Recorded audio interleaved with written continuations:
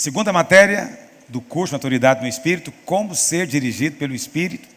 Nossa quinta aula, como decidir sobre coisas duvidosas. Essa é uma aula que foi especialmente feita para ajudar aqueles irmãos que são novos na fé. Aqueles que são mais maduros na fé, eles já tiveram experiências, vivências, discipulado, gente para instruir. Então, essas coisas agora talvez não sejam tão relevantes. Mas alguém que chegou agora na igreja, na vida da igreja, ele é cheio de questionamentos. Será que isso eu posso? Será que aquilo eu não posso? Será que eu posso ir a tal lugar? Será que eu não posso participar de tal coisa? Ele não sabe simplesmente. Ele não aprendeu ainda a sentir esse testificar de Deus, a perceber a paz. Não é? E em muitos aspectos ele vai ser ainda influenciado pelos irmãos ao redor, pelos preconceitos que os irmãos têm. Não é? Mas eu gostaria de dar alguns sinalizadores aqui, para ajudar sobre questões do dia a dia. Não é para decidir chamado, direção, mudança, casamento, carreira, não. É coisas do dia a dia. Coisas que estão mais relacionadas a comportamentos, hábitos, práticas, que você tinha antes, que era normal para você, mas parece que os irmãos não fazem. Ou ninguém nunca falou para você sobre aquilo. Né? E você então tem muitas dúvidas. E como é que você pode determinar a vontade de Deus com respeito àquilo que não é dito especificamente na palavra de Deus? Não fala claramente na palavra de Deus. Então, de maneira geral, você deve considerar alguns sinalizadores que foram mencionados já. Então, tem a paz no Espírito, tem a consciência no Espírito, tem o testificar do Espírito, não é? Isso tudo ajuda você a perceber. Porque às vezes você próprio sabe que aquilo não é o melhor. Você próprio já percebeu que não é de Deus aquilo, sem ninguém contar para você. Mas isso são aquelas práticas mais, vamos dizer assim, exageradas, aquelas coisas visivelmente erradas que até o ímpio condena. Mas tem muitas outras coisas que estão numa área cinzenta. E você não sabe realmente dizer se aquilo é para você ou não. Então, eu quero ajudar colocando alguns critérios ou algumas perguntas. Primeiro, isso que você quer fazer, é a pergunta mais básica, glorifica a Deus? 1 Coríntios 10:31 diz: portanto, quer comais, quer bebais, ou façais outra coisa qualquer, fazei tudo para a glória de Deus. Fazei tudo para a glória de Deus. Então, esse negócio que você está fazendo, glorifica a Deus? Essa maneira como você está levando o seu negócio, glorifica o nome de Deus? Ou traz algum tipo de constrangimento, vergonha para o reino de Deus? Essa é a pergunta que tem que fazer. Por quê? Porque nós não estamos aqui para vigiar ninguém, está me ouvindo? A igreja não é um lugar, não é uma gestão de bedéis, né? Um monte de bedel lá, vigiando um ao outro. Não, há liberdade entre nós. O Espírito Santo é que vai conduzir você. Entendeu? Mas é importante que você aprenda a ter autonomia. Autonomia vem de autonomos. Auto é você próprio, nomos é a lei. Nomos é lei no grego. Autonomia significa que a lei está dentro de você. Então, no certo sentido, isso é verdade, porque o Espírito Santo agora é residente em nós. E 1 Coríntios 5,18 diz que se nós estamos no Espírito, já não estamos mais debaixo da lei. Por quê? Porque no Novo Testamento, a lei de Moisés foi trocada pela lei do Espírito. Então, o nosso objetivo é ensinar as pessoas a ser guiadas pelo Espírito. Está me ouvindo? Muito cuidado com igrejas onde homem dirige homem. Onde o homem tem a resposta para tudo. O discipulador vai controlar a sua vida. Vai dizer tudo o que você tem que fazer. Muito cuidado com isso.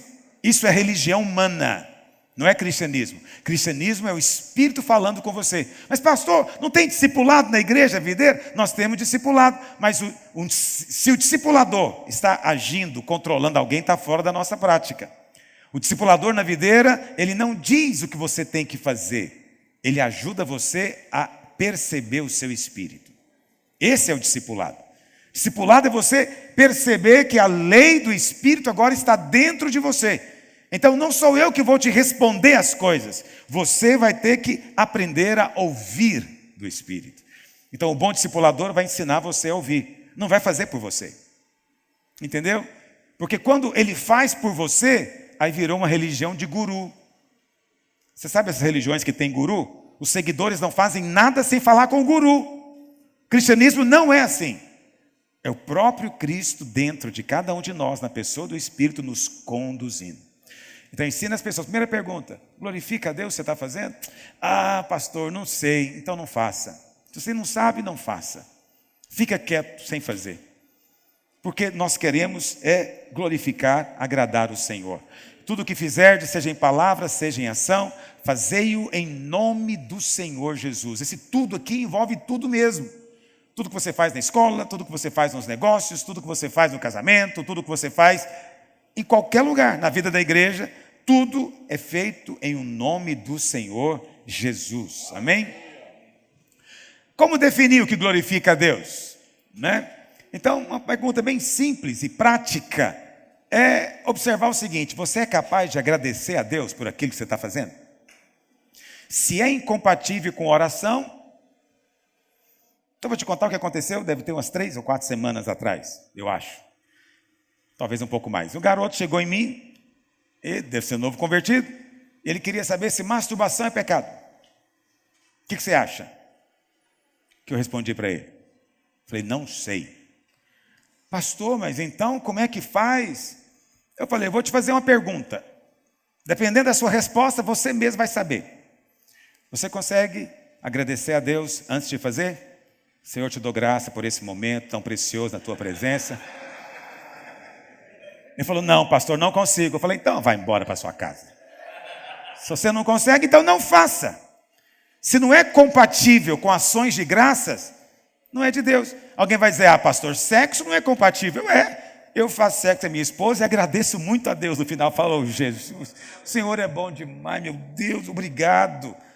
Eu estou em paz. É compatível. Você percebe que é compatível?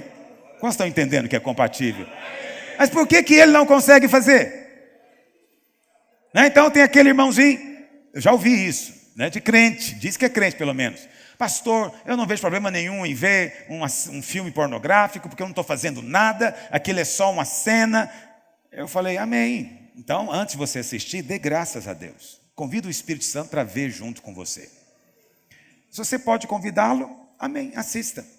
Se você não pode convidá-lo, por que você vai sozinho? Né? Para que você quer fazer algo sem o Espírito? Então, eu sei que parece que eu estou falando para você uma coisa assim meio de brincadeira, mas não é seríssimo. E você percebe que eu não disse nenhuma lei para ele. Eu não falei, não matarás, não fazerás. Não, porque se Deus, em 66 livros da Bíblia, não mencionou nenhuma vez a masturbação, por que eu vou criar um versículo agora? Eu não. Eu deixo por conta dele, ele perceber o Espírito. Quando ele não consegue orar sobre aquilo, porque a consciência dele não deixa. Se a consciência não deixa, não faça. Mas se tiver alguém que consegue orar, faça. O que eu posso fazer? Não posso fazer nada a respeito disso. Não sou eu que defino as coisas. Mas você é que vai aprender diante de Deus. Quantos dizem amém? Segunda pergunta, qual a sua motivação? Por que você quer fazer isso? O que está por detrás disso? Alguém diz, ah, pastor, mas eu não posso ficar estimulando o irmão à introspecção. Introspecção é você tentar ver uma coisa que você não está claro. Aí você fica se vasculhando. Mas quando você pergunta o motivo, é como Tiago diz em Tiago 4,3. Pedis e não recebeis, por quê? Pedis? Por que ele pede mal? Motivos errados. Então, Deus leva em conta motivos? Leva. Então, essa é uma pergunta válida em algumas circunstâncias, principalmente. Por que você está fazendo esse negócio? Qual que é a razão de você fazer? Avalie se essa razão é compatível. Por que você está entrando nessa jogada? Por que você... Eu não sei que situação pode ser, não é? É uma situação muito interessante a questão de bebida alcoólica. Frequentemente pessoas me dizem, pastor, eu não sinto paz em beber. Eu falo, então não beba, que se beber está pecando. Mas você bebe? Eu falo, bebo em paz. E dou graças ainda. Ergo a taça, e se tiver um pão, ainda participo da ceia. Por que você faz isso, pastor? Por quê? Porque eu estou em paz. Então eu estou livre. Mas você não está em paz, então não faça. Não faça. Por que você quer fazer isso sem paz? Por que você tem que beber esse vinho sem paz no coração? Não é? Você não tem que fazer. Então, às vezes, os motivos mostram as coisas. Terceiro, é necessário, ou pelo menos outra pergunta prática, é conveniente? Essa expressão clássica de Paulo em 1 Coríntios 6. Todas as coisas me são lícitas. Essa é uma afirmação, puxa vida, não vamos nem entrar nela. Todas as coisas me são lícitas, mas nem todas me convêm. Então, eu não deixo de fazer as coisas por causa da lei. Eu deixo de fazer as coisas porque não convém a mim mais. Não combina comigo.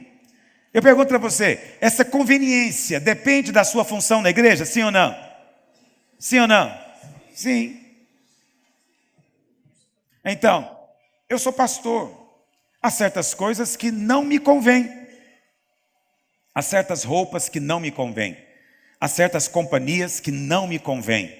Mas é ilícito? Não. Então eu sempre mostro para os pastores, você não vai andar dando carona para uma mulher no seu carro. A não ser que seja sua mãe. Por que você não vai fazer isso? Porque não convém. Ah, pastor, você está duvidando de mim. Não, não estou duvidando de você. É que não basta ser santo, tem que parecer também. Você sabe disso? Tem que parecer também. Então a conveniência é relativa. Ela pode convir no momento e no outro não convém aqui nesse momento. Então você tem que ter sabedoria para isso. O Espírito respeita isso. É a maneira prática de você decidir sobre algo duvidoso. Quarto, promoverá crescimento espiritual para você ou para as pessoas próximas de você. Então há atividades que na verdade impedem o crescimento espiritual. Por quê? Elas vão consumir, sufocar você e o seu tempo. Então vou te dar uma ilustração. Pastor, é lícito para mim como crente jogar videogame? O que você acha que é a resposta? Tudo te é lícito, é livre. Pode jogar o videogame. Mas a pergunta é, isso vai ajudar você de alguma maneira? Vai te levar a avançar em alguma coisa? Em Deus, vai te edificar de alguma maneira? Não, nada. Mas vai fazer uma coisa, tenho certeza, vai consumir seu tempo. Vai devorar seu tempo. Aí você pega e vai decidir. Mas você vai decidir porque o pastor te proibiu? Não, porque você é autônomo. Você entendeu que aquilo não é o melhor para você em Deus. Aí alguém vai dizer, você é crente agora, você não joga mais videogame, porque a igreja te proíbe? Fala, não, a igreja não proíbe nada. Eu sou livre para jogar videogame, o pastor disse que eu sou livre. Mas é que ele me ajudou a perceber que isso não vai me ajudar a crescer. Então eu quero crescer, no meu coração eu quero crescer. Mas pastor, tem esse jovenzinho que ele está pouco se lixando para crescer. Acredite, vai chegar a hora dele querer crescer. Porque você proibi-lo só vai aumentar o prazer do jogo. Só vai piorar, porque a força do pecado é ou seja, só vira pecado se primeiro se tornar proibição. Se primeiro for proibição, aí depois vira pecado. Aí quando você fala, pode jogar, não tem pecado envolvido.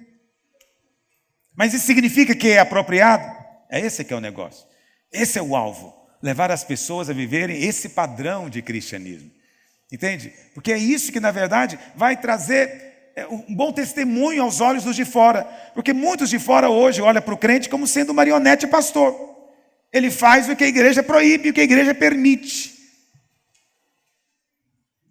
Nós vamos ser agredidos e perseguidos e caluniados por causa de afirmações como essa, que não sou eu que estou fazendo, é Paulo. Tudo nos é lícito, mas nem tudo é apropriado para nós. A ilustração bíblica é a parábola do semeador. Os outros, os semeados entre os espinhos, são os que ouvem a palavra, mas os cuidados do mundo e a fascinação das riquezas e demais ambições, concorrendo, fazem o quê, meus irmãos? Sufocam a palavra, presta atenção. Muito cuidado com aquilo que sufoca o Espírito dentro de você, que sufoca a palavra, que impede você de receber mais de Deus. Então, os irmãos sabem, eu tenho uma gráfica E eu tenho um administrador que ele é que faz a coisa acontecer. Eu senti falta dele 2 domingos na igreja. Eu falei para ele, olha filho, vou falar uma coisa para você. Sua vida é muito mais importante do que isso aqui tudo. Se você não vem ao culto, eu vou despedir você. Eu não posso ter um funcionário que vai dizer para o Espírito Santo que não foi ao culto, porque eu, pastor, falei para ele não ir. Como é que eu vou falar o que para o Espírito Santo depois? Não, pastor, é porque eu tinha que vir, porque apareceu um serviço, vai ser bom demais para nós. Eu falo, não tem nada melhor do que vir cultuar a Deus. Nada, ganhar dinheiro, tudo isso é bobagem. Mas você vir aqui e ir embora para casa cheio da palavra, cheio do Espírito, é o que importa. No domingo ele estava lá cedinho. Ele, a família, os filhos, todo mundo sentadinho, bonitinho. Entendeu? Por quê? Está sufocando a palavra. Não deixe nada sufocar a palavra. Pastores, o diabo sempre traz algo para desviar sua atenção, seu foco, para sufocar a palavra. Entendeu? Às vezes é uma atividade, às vezes é um trabalho, às vezes pode ser até um emprego, uma oportunidade financeira, e que está sufocando a palavra na sua vida. Eu vigio muito isso. Eu não deixo nada sufocar a palavra na minha vida. A palavra tem um lugar central, porque a palavra é Cristo. Cristo. E porque eu tenho essa postura, a palavra está sempre germinando também em mim. Sempre tem algo para falar, sempre. Eu louvo a Deus. Os irmãos me conhecem, nesses anos todos de conferência, toda conferência tem uma palavra fresca para entregar. Toda conferência. Por quê? Porque eu sou melhor? Não, porque eu vigio.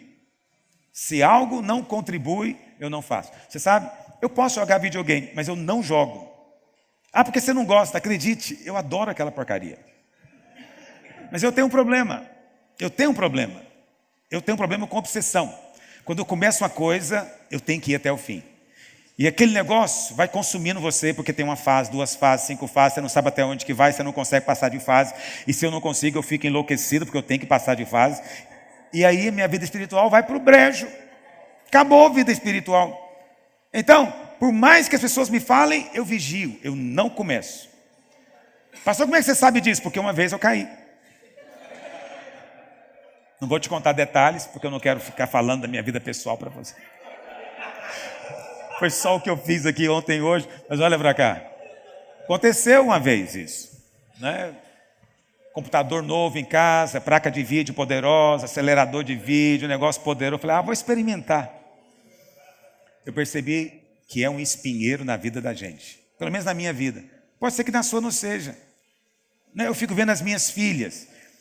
Eu sempre comprei videogame para elas. Tinha aquele, esqueci o nome dele agora. Não, aquelas ficavam dançando na frente, fazendo movimento. Depois eu comprei o PlayStation, mas elas brincavam 20 minutos e largavam. Depois passava uma semana, brincavam mais 15 minutos. Falei, essas são de Deus, são mulheres de Deus. Não ligam. Oh, Jesus.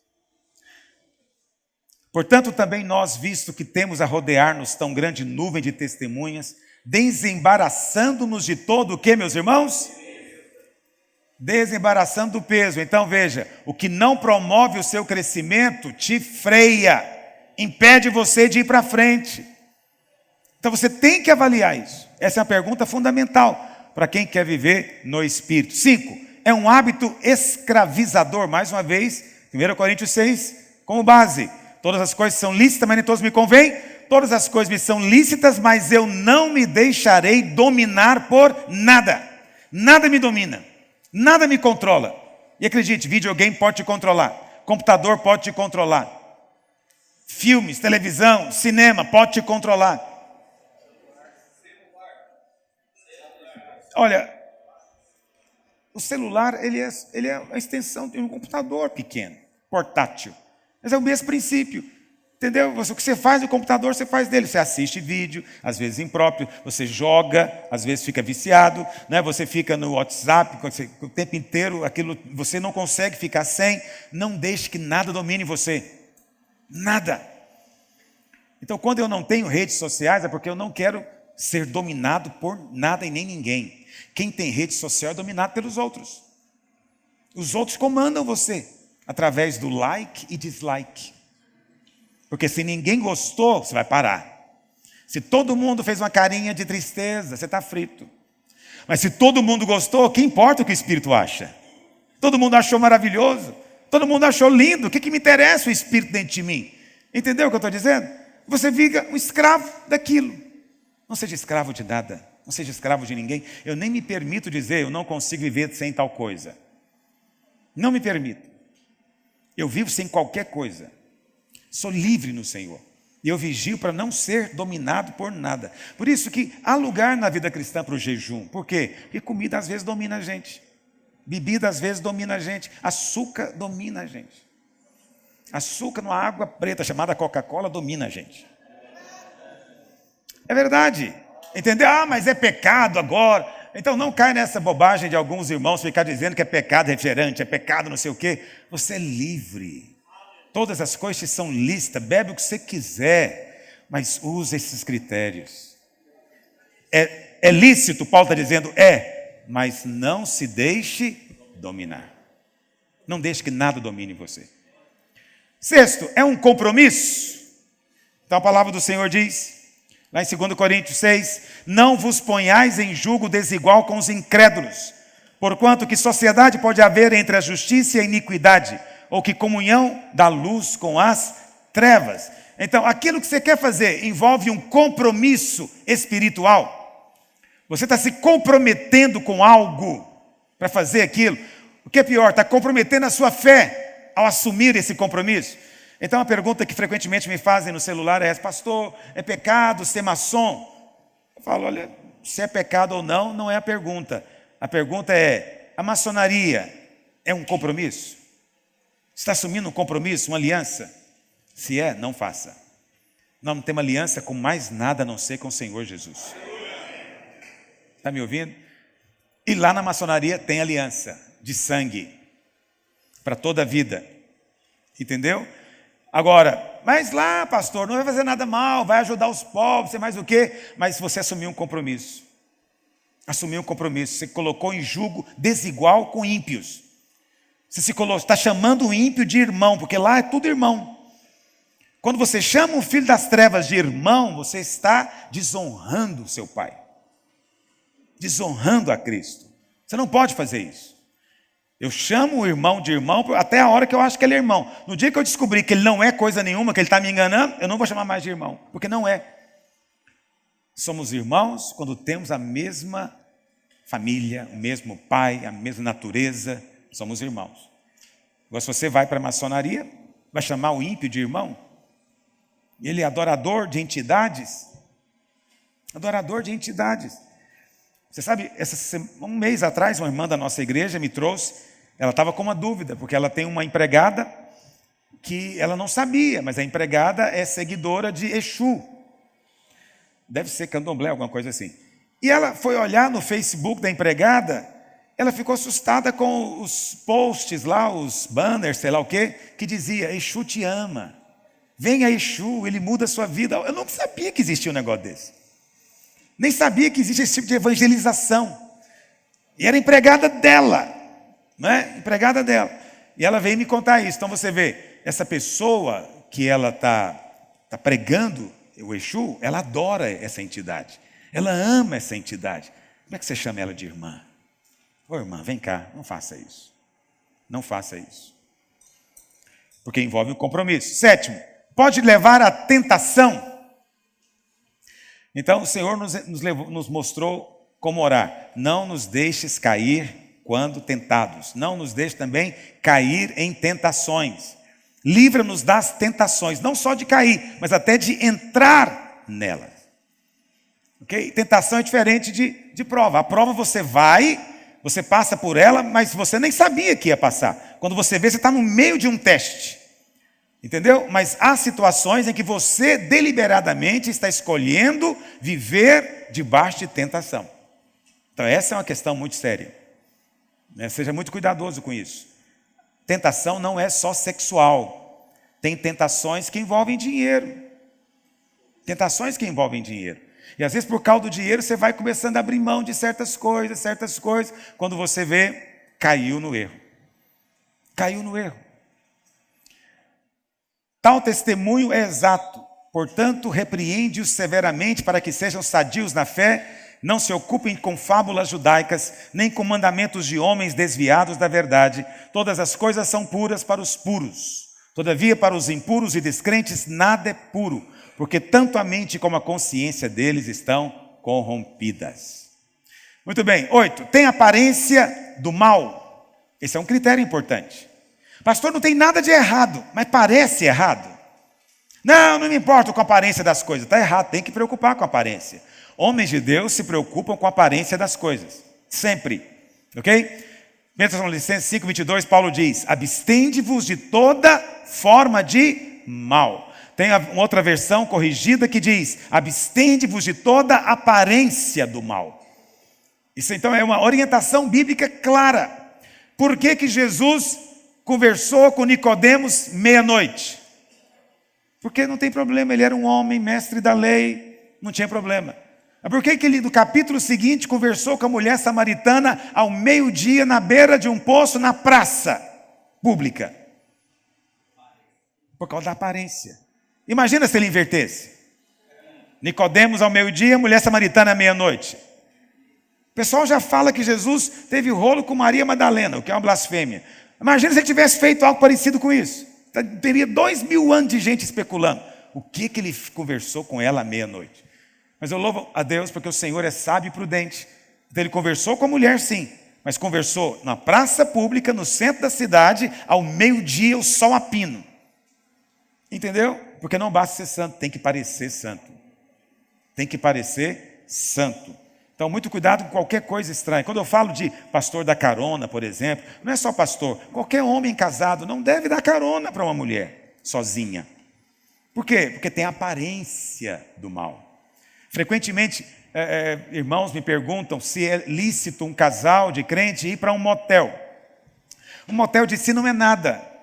Não é nada de si. É um quarto com cama e banheiro, como um hotel. Mas ele está associado a uma prática pecaminosa, libidinosa, algo assim. Então eu sempre digo, tem aparência. Aparência é ruim, não é? E outra coisa, vá que você está entrando ali e alguém vê sua mulher e não vê você. Entendeu? A aparência do mal vai colocar sua mulher como sendo adúltera. Você tem que guardar sua vida. Então, não convém por causa disso. Mas você é livre? É. Pastor, se você for, não vai acontecer nada. Mas acredite em mim, se acontecer, só você vai perder. Ninguém mais. Entendeu? Essa coisa de aparência do mal é muito séria. 9. Viola a sua consciência. Então, essa é a coisa mais simples de você ajudar um novo convertido. É perguntar para ele se ele tem convicção do que ele está fazendo. Tem certeza do que você está fazendo? Eu não sei. Mas se você não sabe, então, para. Na dúvida, não ultrapasse. Pare onde você está. Entendeu? Por quê? Romanos 14:23. Mas aquele que tem dúvidas, ele é o quê? Condenado. Se comer, lá no caso, Paulo está falando de comida. Porque o que faz não provém de fé. E tudo que não provém de fé é o quê? Pecado. Tudo que não provém de fé é pecado. Por que é pecado? É pecado porque vai produzir uma mácula na consciência. Vai te trazer sentimento de condenação. Você sabe, a igreja primitiva, os apóstolos, valorizavam muito essa coisa de ter um coração livre, sem condenação. Uma consciência tranquila, sem condenação. Você vai ver isso o tempo inteiro. Tanto João, dizendo isso o tempo inteiro, quanto Paulo. Então, qual que é a situação que está aqui descrita em Romanos 14? Naquela época, toda carne vendida nos açougues, não vou dizer toda, mas quase toda carne vendida nos açougues, era de animais que haviam sido sacrificados em templos. Ok? Diferentemente do povo de Israel, que eles colocavam fogo no sacrifício, em Atenas, por exemplo, não era assim. Então, por exemplo, tinha as festas ou sacrifícios, né, para os deuses. Como é que funcionava? No templo tinha uma sala, e o telhado da sala era uma grelha. O ofertante trazia o animal, vinha ele e a família dele, ficava debaixo da grelha. O sacerdote daquele templo, daquele Deus, sacrificava o animal e o sangue era jogado em cima deles. Era só esse o objetivo. Mas O que fazer com o animal depois? Então, obviamente, né, como o Mamon é que manda em tudo, vamos vender. Vendia para onde? Para o mercado, para o açougue. Então, aquele animal tinha sido usado num ritual. Tinha tido invocação. Ora, se você acha hoje que nos terreiros tem invocação de entidade, acredite em mim. Todas essas entidades que você ouve falar hoje, parece coisa bonita, clássica, né? A deusa Atenas, Afrodite, Apolo, Dionísio, sei lá mais o quê. Os nomes são bonitos hoje, não é? Mas acredite, eram todos entidades e incorporavam nas pessoas. Exatamente como hoje. Incorporavam. Então o que acontecia? Essa comida era levada para o açougue. O que os cristãos faziam? Não comiam carne, porque eles diziam, como é que eu posso comer um negócio desse? E Paulo dizia o que para ele? Filho, se comer carne faz a sua consciência ficar maculada, não coma, porque tudo que não vem de fé é pecado. Se você vai se sentir depois acusado, não faça, porque o cristão tem que estar em perfeita paz. Ok? Só que, não fica pensando que eles eram tão fracos na fé assim não, porque você também faria a mesma coisa, tenho certeza. É verdade ou não é? Se você está passando ali na encruzilhada, tem lá uma farofa, uma galinha preta, assada, e você com a fome lascada, você comeria a galinha? Seja honesto. Comeria ou não? Mas é lícito comer? Sim ou não? Você pode comer se quiser? É difícil responder as coisas, não é? Sem a segurança apostólica de Paulo. Paulo falou, tudo é lícito. Você está com fome, pega a galinha e traça ela, come a galinha. E era isso que alguns irmãos da igreja faziam. Ia no açougue e comprava a picanha que foi detonada por Dionísio, ou por Baco, deus do vinho. E ele ia embora para casa, punha na grelha e comia. E os irmãos então ficavam o quê? Chocados. Se você passar na rua e ver um grupo de irmãos com violão na mão, comendo a galinha preta, você vai achar que eles não são crentes, é verdade ou não é? Eles estavam indo para a vigília, não tinha nenhum restaurante aberto, a galinha dando sopa, eles falaram, vamos comer essa galinha com a farofa. Mas a pinga ninguém bebe porque nós somos crentes. Presta atenção, você também ia achar muito estranho. Nós não temos essa consciência forte não, nossa consciência é fraca. Nós vamos sentir condenado por pouca coisa. Entende? Eu falo de mim, eu não tenho essa força toda. Então eu não como galinha preta, eu não como nem doce de Cosme e Damião. Entende? Então, eu não faço. Mas se você fizer, vai ter algum problema? Paulo diz, nada, não vai ter nada. Porque o ídolo nada é de si mesmo. E maior é aquele que está em você do que aquele que está no mundo. E se você deu graça pela galinha preta, acabou, não tem mais nada, diz Paulo. Eu estou contextualizando, ok? Contextualizando. Vamos pensar numa situação pior. Seu vizinho de apartamento, você já convidou ele várias vezes para ir na igreja, ele foi todas as vezes. Porque ele é uma pessoa amável. Mas um belo dia ele passou num concurso. E agora ele quer agradecer. Ele quer agradecer e Iemanjá por ter proporcionado a ele essa bênção. Ele vai fazer uma festa na casa dele. E ele convida quem? Você, o vizinho. Ele sempre foi no culto na sua igreja. Você vai ou não vai? Você vai. Aí, você chega lá, você é casado, você é seu marido ou sua esposa, você fica no cantinho assustado. Que é assim que crente faz. Ele chega e fica todo amuado no canto. E aí o cara vestido de branco, todo de branco, e aí o pai de santo chacoalhando um monte de coisa, fala, vamos consagrar a comida a Iemanjá. E você no cantinho falando, perdi o apetite, não estou com fome, não vou comer. Por que eu estou te contando isso? Presta atenção, só para você entender a Bíblia. É que você lê a Bíblia, você às vezes não sabe que hoje acontece a mesma coisa. Ok? A mesma coisa. E aí, você não vai comer se eu te conheço. Se eu conheço o meu povo, eu sei que você não vai comer, você não quer comer aquilo, e eu concordo com você, nem eu comeria. Ok? Mas preste atenção. Paulo disse que pode. Paulo disse que pode. Ok? Mas ele colocou uma ressalva. Coma com fé. Não coma chegando em casa falando, estou sentindo uma dor no meu estômago. É o trabalho. Fizeram trabalho para mim. Paulo está dizendo, não faça isso. Você vai comer, come em fé. Não deixe que a consciência acuse. Em paz diante de Deus. Comer para depois vir receber a oração e vomitar no culto, não. É isso que Paulo disse, ok? Então, não faça nada que viola a sua consciência. Por quê? Se a sua consciência for violada, a comunhão é cortada. A comunhão com Deus e com o Espírito é a coisa mais importante. Não deixe que nada corte. Então, o seu coração tem que estar com a consciência em paz. Se assistir aquele filme, abate sua consciência, desliga a televisão. Se vê televisão, abate sua consciência, quebra a televisão. Mas a sua consciência tem que ser preservada. Porque o que não vem de fé é pecado. Mas não adianta você sair falando para a pessoa que é pecado, porque não é, ela é livre. Ela pode ver televisão, pode ver novela da Globo, novela da Record, novela de onde ela quiser ver, ela vê, ela é livre. Mas ela deveria ver os nossos critérios aqui que a gente está colocando, para ela aprender. Entende? Tem coisas que violam a consciência. Tem coisas que eu não consigo ver. E acredite, quanto mais você vai crescendo em Deus, mais sensível você fica. Mais sensível você fica. Entende? Estão compreendendo, irmãos? E Paulo ainda diz, agora isso é por minha conta, não faz parte da matéria, mas eu vou falar assim mesmo. Porque é muito comum isso. Deixa eu ver. Aqui, já é o ponto 10, na verdade. A pergunta que sempre que a pessoa faz é essa. Pastor, tudo bem, o irmão é livre. Ele comeu a galinha preta, ele foi lá na festa do vizinho, o pai de santo consagrou e ele comeu em paz. Ainda falou que estava uma delícia. Não é? A questão é, ele está em paz, mas está afetando os irmãos? Os irmãos, de alguma maneira, estão sendo afetados? De que maneira está sendo afetado, diz Paulo?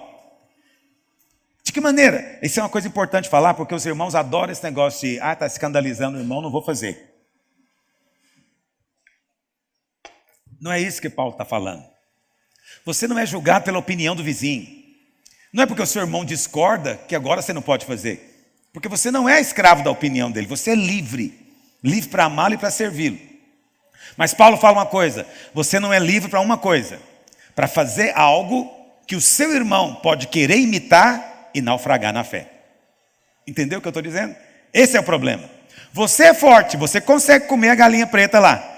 Aí o irmãozinho vê você fazendo, fala, o pastor fulano faz, o discipulador Beltrano faz, vou fazer também. Só que ele faz e chega em casa acusado, tem pesadelo à noite, acorda de manhã desesperado, acha que tem uma macumba em cima dele, um encosto chegou na casa dele, vira um terror. Quem que é o culpado? Você.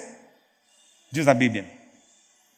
Por que você fez isso? Porque você levou um irmão a fazer algo que a consciência dele abateu. E quando você abate a consciência, a comunhão cessa. Por isso, a consciência em paz, na igreja primitiva, era fundamental. Isso é algo que prega-se muito pouco. Eu mesmo quero pregar mais sobre isso. Os pastores aí fora nem mencionam isso. Mas se você for olhar nas cartas, tanto de Paulo quanto de João, a consciência em paz é a chave de tudo. Qualquer coisa que macula a consciência tem que ser eliminada. Amém, irmãos? Entendeu o que é escandalizar o irmão? É que você, sendo forte, faz coisas em paz. Mas se aquelas coisas que você está fazendo, outros vão imitar você e podem naufragar, Paulo diz, não faça. Então, você não precisa hoje em dia comer nada consagrado, porque no mercado tem para vender sem consagração nenhuma. Você não tem que se envolver com religião nenhuma para comer, nem para beber, nem para nada. Então você não tem que se sujeitar a isso. Pastor, mas tudo bem, mas eu convido eles para ir no culto, e aí eu vou na casa dele e eu não como, do mesmo jeito que ele também não come a ceia.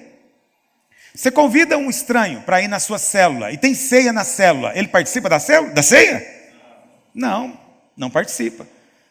Entendeu? Ele fica de fora. Então, se você vai também numa reunião dele e ele consagra lá o pão para a divindade dele, você fala, não posso participar porque eu não adoro essa divindade. Assim como ele não participa da ceia aqui, você não participa da ceia dele lá. Em paz, sem problema nenhum. Você não tem que fazer para agradar o vizinho. Entendeu o que eu estou dizendo, irmãos? Então, essa é a maneira de você avaliar as circunstâncias. Assim, pois, seguimos as coisas da paz e também as da edificação uns com os outros. Então, a pergunta é, essa atividade contribui de uma maneira positiva para a edificação dos irmãos, para que os irmãos cresçam, ok? Todas as coisas são lícitas, Paulo volta a repetir, mas nem todas convêm, todas são lícitas, ele repete 4ª vez, mas nem todas edificam. Paulo falou 4 vezes a mesma coisa, para dizer, eu não vou me deixar dominar por nenhuma delas, e nem todas edificam. Nem todas edificam. Então, meu critério não é mais certo, errado, pecado ou não. A questão é, eu não vou ter lucro espiritual com isso, nem eu e nem ninguém perto de mim, porque eu vou perder tempo com isso. Não haverá lucro, não vou crescer, não vou ser edificado e nem vou edificar. Eu só quero fazer aquilo que edifica. Quantos compreenderam o que eu estou dizendo?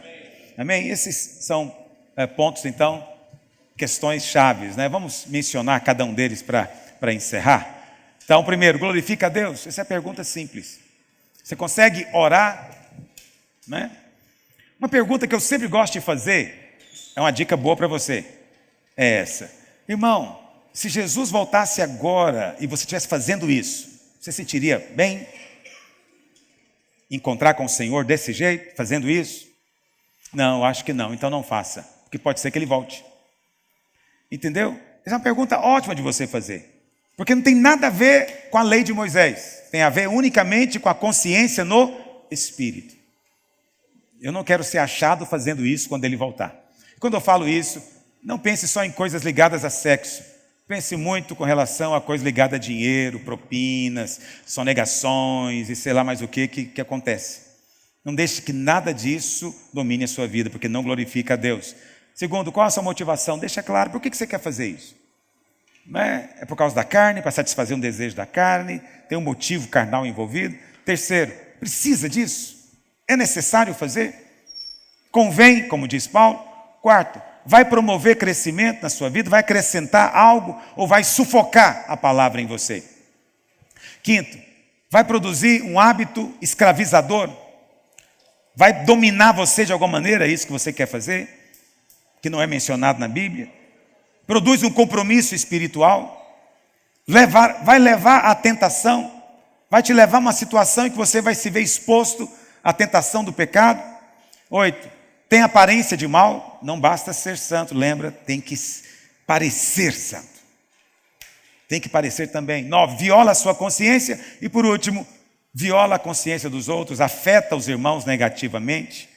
Então, esses são critérios para sinalizar, para ajudar você. Claro que nós fizemos isso pensando em ajudar aquele que é novo convertido e que está diante de muitas decisões às vezes e não tem um critério claro. Estamos dando para você luzes sinalizadoras hoje para abençoar a sua vida. Quantos dizem amém?